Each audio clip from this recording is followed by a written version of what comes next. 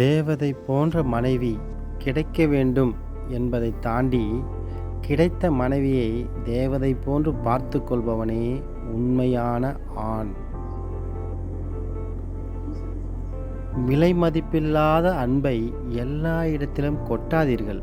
சிலருக்கு அது குப்பையாகத்தான் தெரியும்.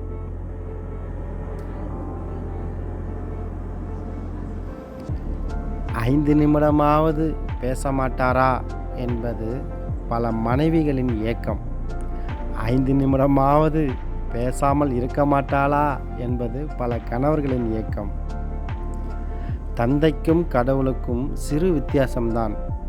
எப்பவுமே கண்ணுக்கு தெரியாதவர் கடவுள், இருக்கும் வரை கண்ணுக்கு தெரியாதவர் தந்தை. தப்பு செய்யாதே, கடவுள் உன்னை தண்டிப்பார் என்று குழந்தைகளுக்கு சொல்லிக் கொடுப்பதை விட, நல்லது செய், கடவுள் உன்னை பாதுகாப்பார் என்று சொல்லிக் கொடுங்கள்.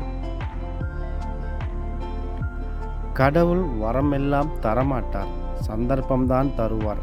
அதை வரமாக்குவதும் சாபமாக்குவதும் நம் கைகளில்தான் உள்ளது. என்ன செய்யக்கூடாது என்பது தெளிவாக இருங்கள். என்ன செய்ய வேண்டும் என்பது தானாக புலப்படும்.